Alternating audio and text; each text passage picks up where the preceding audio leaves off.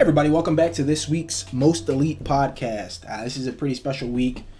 This week we have Pat. You've heard me mention him a couple of times on the podcast, and I've had tons of guests in the past. I'm going to continue to have my friends on as guests because it's important to me.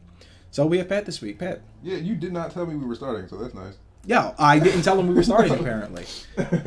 So we started. He's on his phone, or he was. But yeah, Put me on the spot like that. Sorry about that. As most of my listeners know, I started a new school. I'm getting some certs for I fix computers, So I've been doing school in this, and school has really motivated me to continue to do this like more frequently than I was. That's why you'll notice this is like the third one in a week span that I've done. I have more recorded, but I just didn't. I'm kind of a perfectionist. And I know he's like, oh, just do it. Look, I've been just doing things for a long time, and sometimes it wins out, and other times I'll just let it slide. But certain episodes I just don't feel are up to my own standard. So this week we couldn't decide what to talk about because Pat's like indecisive. Very. So I got a little list here of things he says he's knowledgeable about, but we're going to start with one that I've sort of been putting off and not talking about for various reasons, but we're going to start with Destiny. Yeah. So, and I guess, we'll talk a little bit about some stuff. It's not really, look, I don't claim to be like Bife or Joker. I'm not like a lore master. I just read the Ishtar Collective stuff when it... Like Sir Wayland. I forgot the other guy's name. Mylan. Right? Sir Mylan. Yeah, Mylan Games. No, yeah, Mylan Games and Biff. Sir Wayland. My name is Biff, and then a Joker. Yeah. Yeah. Those guys are really knowledgeable. Yeah, those guys are super knowledgeable. I'm not those guys. I personally believe that Bife has like personal input on the lore in Destiny. I wish. I kind of wish. I know Bungie has talked to him a couple of times. I don't know. He knows too much. I don't know what they talked about. I don't know if it was a paid meeting. I don't know or care. But I know that most of the lore guys did get invited to a round table and to talk. This is before Shadowkeep, I think. Yes. And they did have a little sit down with the writers. Now, if the writers took anything they said seriously, who knows? Maybe it was a PR stunt. I honestly don't know. I get the feeling Bungie doesn't give a shit about what people think. I think they do to a certain extent, but they take more of a serious approach towards the guys who play PvP all the time, like Astacross and what the fuck is his name, Rick Hackis and shit, like people like that. Yeah, I think they are just they're self-absorbed as a company. Like you would hear the stories, working at Bungie, to be like, we made Halo. Ooh. I'm like, yeah, you did, but as Eddie Murphy said, what have you done for me lately? Yeah, true. What have you done for me? But Destiny? Everyone knows I hate Destiny. And I hate it because I want to love it. It has so much potential to be... And look, I recently got a better gaming PC, so I've been playing it on PC, having a lot of fun. It is a fun game. Unfortunately, its current Battle Pass model, which I do believe is untenable and it's impossible to actually do, it really is just a cash grab on their part. And, whatever. It ain't tricking if you got it. Everybody has a battle pass for some reason.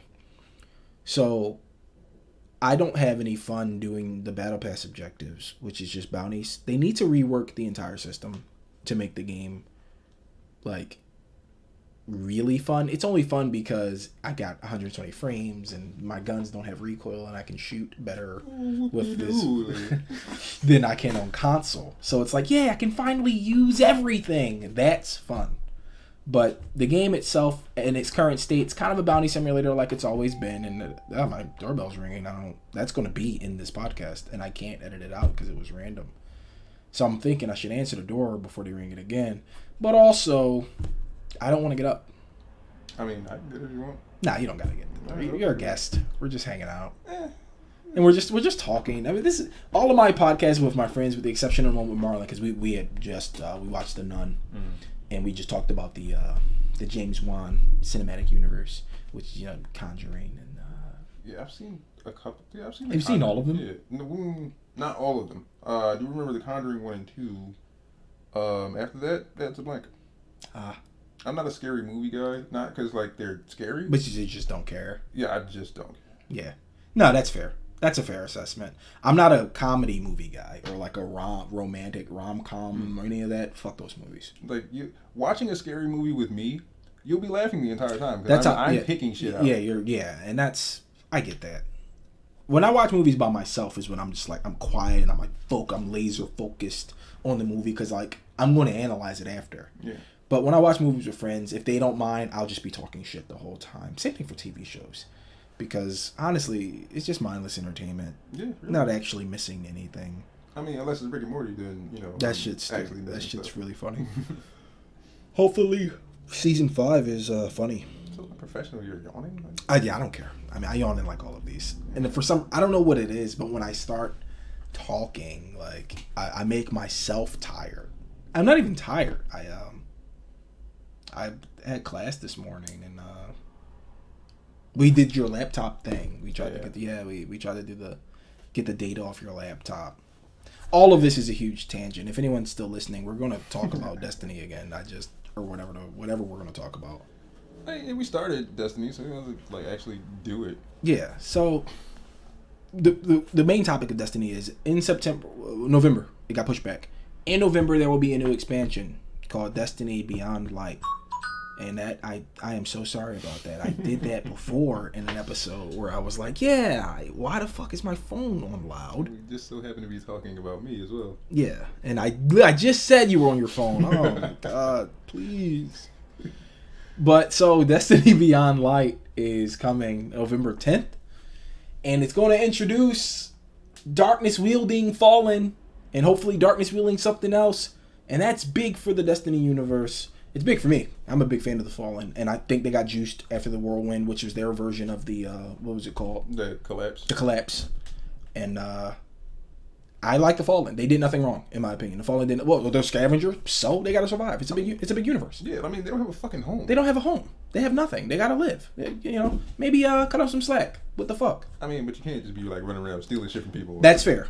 That's fair. I mean, well, you can, but you have to expect that they will come for it and shoot you to death to get it back. Exactly. So I think they know that. I think the Fallen know, and that's why they have those night variants where they. You don't see them stealing from the Hive and shit like that. Nobody messes with the Hive. The Hive is like the drug dealer, like on the block, where everyone knows, like, oh, that's the Hive. Stay away from the Hive. You know what I mean? Everyone knows that they're moving packs out of the basement, and nobody's going to talk when the cops come. When people come and ask, Guardians like interrogate Fallen because they can speak Elixir. Some Guardians, Kate could. So I know other people can speak it. I believe the Drifter can as well. Yeah, I mean Drifter can do a lot of stuff because he's the international man of mystery. Yeah, pretty much. And yeah, so if you go and question them, like, yeah, where's the Hive? They're like, who? Nobody on the block's talking because that's the Hive is scary as hell. So same thing for the Vex, I guess. The Vex aren't as scary as the Hive. I mean, yeah. Well, no, that's not true because they time travel and. Well. Yeah. They probability travel. They probability fucking you. I mean, it's funny that we mentioned the Vex and the Hive connection because the Hive are the only reason the Vex are in our timeline.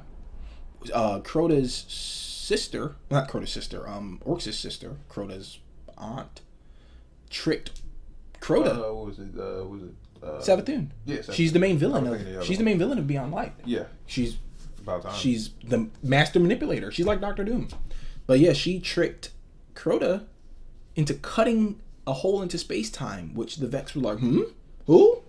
And they poured through like, yo, what's in here, yo? And the Hive are the only reason the Vex are in our timeline. So that's really interesting that they do have that very big connection. But Beyond Light, Jesus, we're talking about the DLC. That's what I never wanted to do. I'm glad we're not actually doing a Destiny episode. This is the reason I never wanted to do one. Because it's just too much. Their entire channel is devoted to its lore and everything for this reason. Yeah. So I just couldn't bring myself to do that. But I mean, it's definitely something to talk about and explore, and even give some theories on the backward shit that the lore is going through right now. I think my biggest theory, and it's not even a hot take. I think the Darkness is the good guy, and I think the Traveler. If the Darkness isn't outright the good guy, The Traveler is hiding some super shady shit that it has done and doesn't want to get out.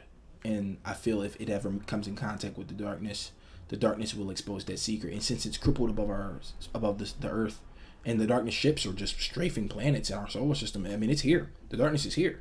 Yeah, I mean, I can say the same for like I forgot what they called it, the God Wave from the original Hives like world that with a Fundament. The Fundament, yeah. Yeah. So I mean, what was the reason behind that? Like, you were just gonna wipe out all those species of creatures for no reason? Yeah. So that's what I'm thinking. I think that the Traveler is hiding something very big, and whatever that secret may be, it doesn't want it to get out, and it only created the Guardians as a failsafe anyway, because it got crippled by Rasputin, which I think is accurate. I know there's two camps, people who believe it didn't, people who believe it did. I'm pretty sure Rasputin crippled it because the Traveler's an asshole. Yeah, at some point, I read that it was Rasputin that crippled the Traveler, or it was the collapse itself that crippled the Traveler. I mean, I don't know. The whirlwind didn't cripple him. It was the collapse. He slid. He's like, "Oh, y'all falling? That's crazy. I'm out," and just slid out. So, and the falling didn't have a Rasputin. We did. I thought the Traveler left the Elixni homeworld before that happened. Yeah, I feel like he left right before. Yeah. So, yeah, it makes sense. And he would have left us right before the collapse if Rasputin didn't stop him. Yeah. Which is fucked up. He's a scumbag. So that's why I think the darkness is actually the good guy. If you think about, like, I don't know if you've been playing it, but when they first started this whole contact thing in this season with the tree and the silver egg or whatever the fuck that's relaying messages, Era says that they're like the messages are being blocked. I think the Traveler is blocking the messages. I think Savathun is talking to us through the little silver thing, or the darkness itself is talking to us, and I think the Traveler is interfering. I think it doesn't want us to hear what they have to say because it might make us question, and that's why I think there's a civil war brewing. Because once we actually get some answers, or even if we don't get answers, we get more questions. I think the Traveler's gonna be like, all right, maybe they shouldn't be asking us anything. I think that was the ideal of one of the old factions in Destiny. Dead Orbit? No. It was like the green one. The one where you see the banners in Bannerfall. There's like green and black banners. They're not a faction anymore, but I believe that they believed that it was wrong to just flat out, like, blatantly follow the Traveler and the Speaker without any questioning. Any questioning? What do you mean? Yeah, they ended up being like exiled and eventually murdered. Jesus. That's what happened at Bannerfall. And of course, those other banners that were there, those were the clans that were involved. Yeah. I believe it was like the majority of the different orders of Titans, and maybe some Warlocks as well. But yeah, I mean, I've seen that argument where, you know, people, even if you walk around the tower, there'll be random citizens that just say stuff like, you know, what's going on with the Traveler, and why are we just, you know, doing what the Vanguard says without questions? Yeah, and I think that's my biggest pet peeve of Destiny is we're basically the Traveler's proxy. Our Guardian's unstoppable. Yeah. We can do anything.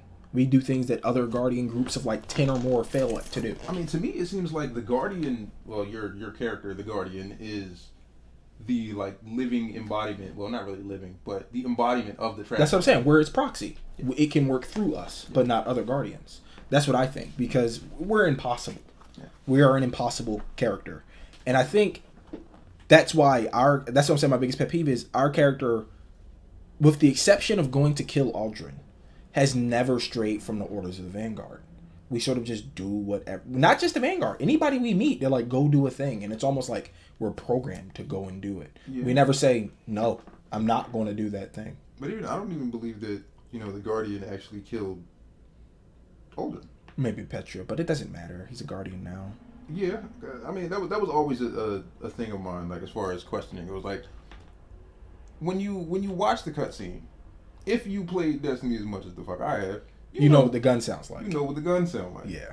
So when that scene turns black, and you hear the Vestian Dynasty go off, you know that's the Vestian Dynasty. Yeah. But anyway. I mean, look, you know, it's up for debate. There's no fucking debate. That was air quotes, by the way. If you, You can hear it. You can hear air quotes. But yeah, no, that's always been my biggest pet peeve of that, and we stopped talking. But we talk like 3 more times in the later updates, but that's it. You get 4 lines in 3 years. Like, come on. Yeah, it's really unacceptable.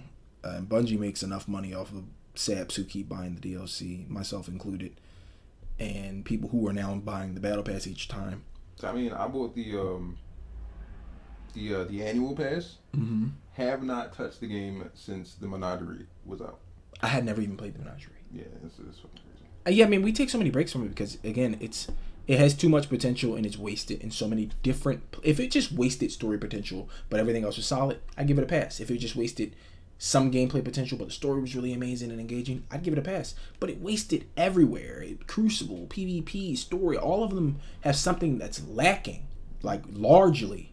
And it's like, Jesus. Yeah, like, you can't introduce a Battle Pass, the Eververse, and still have the Eververse along with paid content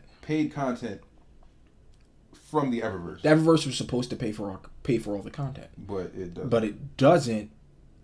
And all the shaders and all the cool shit is hidden in the Eververse. But the Eververse objective was to pay for expansions, but we still buy expansions. Beyond Light's like $50, but it's still money. Yeah. I spent more money on Destiny than more of my fucking catalog. And then what about the people like me who bought the annual pass? They gave you your money in advance. So what the fuck were you doing? Nothing. Where did that money go? Where did that money go? To the pockets. Luke Smith's coffers. He got diamond jeans. He can't even walk in them. He needs a mansion. Yeah, his Lamborghini needs a Lamborghini. Ridiculous. And I know there's a whole bunch of Destiny. Another reason I don't like talking about Destiny is because there are too many Destiny apologists that act like this shit is just okay to get milked for money for lackluster content. This season started good, but it quickly devolved into doing the same public event contact, the same story mission with different voice lines, and that's it. And bounties to raise your season pass level. That's not content.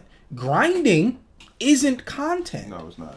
I mean, that's one reason why Final Fantasy XIV had to be rebuilt from the ground up. From the fucking ground up. Yeah.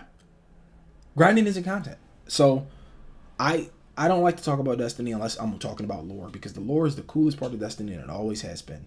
Yeah. And it's upsetting that none of it is represented in game so much. Lately, they've been doing a lot of environmental storytelling, and that's cool. You know, they tried the live event. That's also cool. Took too long. Yeah. If they condensed it down to like 10 minutes, it'd been perfect. But it was a first try. Yeah. You know. So if they do more live event stuff, I'm sure it'll be quicker. I mean, the community events were not good. No, they're not. Not good at all. But that's why Destiny is so hard to talk about. That's why I don't ever. I mean, because we played it for so long. Like, everybody on the most elite team. Yeah. Black Guardians matter. We all have that first wave badge, that the old... Go back to Destiny 1, the old guard shader. You only get that from being year 1. Beta 1. Yeah, we have all those things. We've done it for so long, and we expect so much of it. And I don't want to taper my expectations for a game that I believe could be truly amazing. But it's had, how many years now? 6? Yeah. To be a great game, and it just hasn't... I don't care what anybody says. It hasn't reached that. No. Destiny is not a great game. It can be. It can be, and it's a good game, but it's not a great game. It's a good game that should be a great game, and it's partial community wanting too much. It's partial developers simply just never listening, or them doing shady shit. Each time there's a bug, this is a perfect example of their shady shit. Each time there is a bug that helps the player in any way, be it a loot cave, be it double strike drops, be it a weapon doing too much damage, it's fixed in 24 hours, if that. But each time there's a bug that the community collectively complains about, let's say the Merciless, the exotic fusion rifle, its perk doesn't work. It has not worked for 6 months. It still doesn't work. But let's say something like the Telesto, they're disabling that. They'll disable the Telesto outright if it breaks an activity in the game.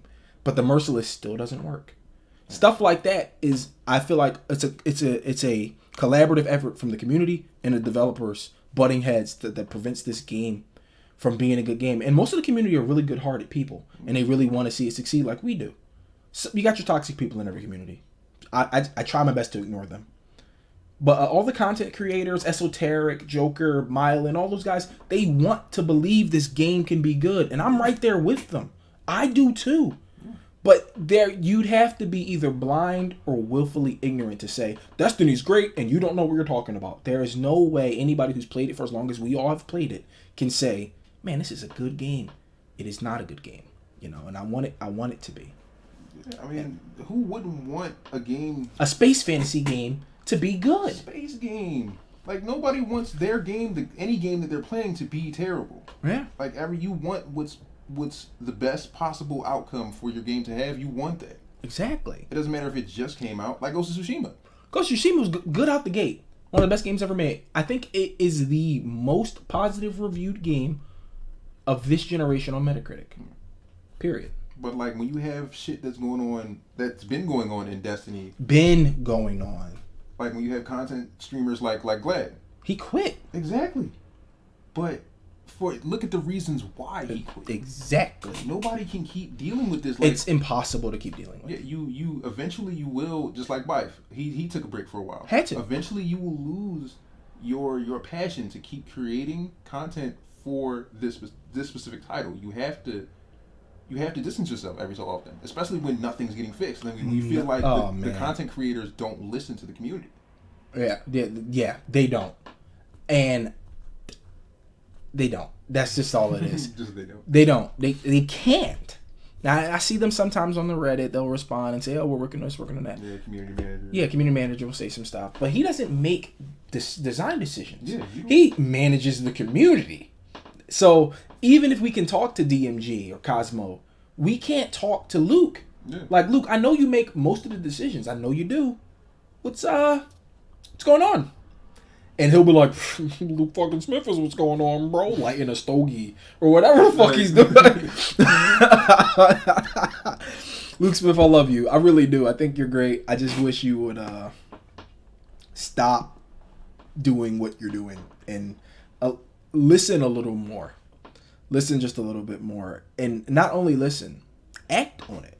Because you guys, Bungie constantly says, we hear you. We're listening. But then the things that we've been complaining about still go unfixed. Right. Still go unimplemented. Patch after patch, update after update.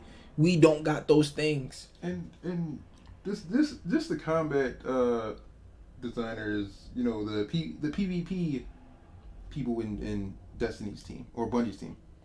Why do y'all hate Hunters so much? Like, seriously. I've been playing Hunter. Hunter's the most used class in the game. But every time it's the most used class because they're fucking awesome. Like, they have style. Like, they look cool doing stuff. They look better than any other character. They do. Doing stuff. And that's another thing Destiny needs. It needs real transmog. Why can't my wizard look like my hunter? Why can't I wear a cool little cloak and thin clothing? Why do I have to wear the robes and all that? It needs true transmog. I should be able to look like a Titan as a wizard. I should be able to look like a Titan. But here's my question. Why did it take 16 years for Hunters to get a one-hit melee? Yeah, Wizards they don't have a true one-hit melee. They have the, what's the name of it? Handheld Supernova. Yeah, but the residual damage will kill you. It will kill you. Hunters don't have that. No, they do not. And then the Titans got the shoulder charge, which will one-shot you. You nerf the Wombo combo. They nerf the shoulder charge. They nerf the Handheld Supernova. But both of those things will still kill you in one hit. Yeah, it's tough. It's a tough situation. Honestly, PvP, it needs to be what Warzone is to multiplayer and Call of Duty on consoles. Yeah. It needs to be separate. Yeah. It needs to be a different game. PvP is not balanced. I mean, not like Save the World. Don't do that. Yeah, no. Just make it a different game. Just make it Destiny PvP, and I can download it separately. That way you can balance it separately and make it a true PvP game. Because as it is now, it's just a fun thing to do with your friends. Yeah. It doesn't take any skill at all. Yeah. It is not challenging. There's no skill gap. There's no skill cap. All the weapons are broken. And they're broken because they're designed for a PvE game. Yeah. So it'll never be competitive. It'll never be game battles, Destiny 2, or a circuit like Call of Duty gets or Siege gets. Yeah. It'll never get that because it's an unbalanced mess. You think you're ready for esports? No. Hell no. So please stop that. I see that talk a little bit on the internet. Knock that off. That's over. The only way that'll ever happen is if it builds itself from the ground up, disables the powers. You can still keep your jumps. You can still keep your movement, but it has to disable the powers, and it has to create PvP only guns. Yeah. Like you can't go into. Why am I running around? The Telester's a perfect example. Back before it was nerfed into the ground, it was instant killing you. Even if you just touched one of the little pods on the ground, that's not competitive. What the hell kind of game? What game can I do that? You think you're gonna run into a competitive scene with a weapon loadout that only you have that nobody else can get because they didn't play the regular game as long as you did, and grind it the perfect stats, the perfect rolls. The fact that they're look, you doing that for money? No, exactly. You're going, and that's why Destiny will never be competitive. Unless they do what Warzone does or do what a lot of other games do. Create a separate PvP game. Let's call it Destiny PvP. Call of Destiny. Call of Destiny. Call of the Traveler, whatever you want to call it. Because the PvP guys are always up in... I'm one of them. I only play PvP at this point. We're always up in arms when an update comes out because it's balanced for PvP. Yeah. Or balanced for PvE. And once one happens to the other suffers. But I thought that was the whole intention of them separating each individual weapon's code so that they can go and change individual aspects of code. That was the point, but you didn't separate PvP and PvE. Balancing, no. The client is not separate. That's stupid. And that's why it'll never be competitive. And it needs to be separated because it'll make the single player experience, like the PvE side, so much better. Yeah, because I feel like they got lazy. Like, okay, we can change different values for different guns, for different classes. Because it can't just be different guns. Because back when the Luna and Not Forgotten was running rampant, instead of just nerfing those two guns, they nerfed all hand cannons. Yeah. So I feel like they do it by archetype. True, they may just do it by archetype, and also that I guess what would seem like easier work for them is to change other values in PvP that don't include weapons, so that it would seem as though they actually change weapon values. Yeah. Which in turn that may seem like a quick fix, but it's gonna end up breaking something else. Yeah, and they do it every time. So, as far as PvP goes, I need it to be a separate game. It needs to be rebalanced completely, and there's a lot it needs to be if it wants to be competitive. Now, if it doesn't want to be competitive and it just wants to be an add-on to Destiny, then everybody who loves PvP, I need you guys to stop caring. And I know that's sad because you want to care about the thing you're good at. Yeah. You have to stop caring. You have to just start trolling, play any way you want because it actually doesn't matter. But seriously, take heavy ammo out of the spawn for 30 seconds. That's the dumbest shit. The Go Fast update was so dumb. It did a lot of cool stuff, but the heavy, I could have lived without everybody having heavy right at the start of the game. The fuck is and that's another reason not competitive. Heavy ammo that kills you in 1 second. Less than a second, you're getting heavy ammoed out. Right. Rocket, heavy machine gun, heavy grenade launcher. It's one shot. No matter what, you're done. Yeah, that's absolute bullshit. That's not competitive. So that's why I troll. I shoulder charge, or if I'm the wizard, I handle supernova. I do whatever I want because so what? This is PvP's a nightmare. I mean, I try to be fair. Like I'm not being fair. I'm not being fair. A sneaky guy. No, I'm trolling. Fucking crouching in the corner with handheld supernova. I'm Rat King and I'm turning invisible as a Titan and shoulder charging you. I'm doing every dumb thing you can do. Yeah. Because what's the point?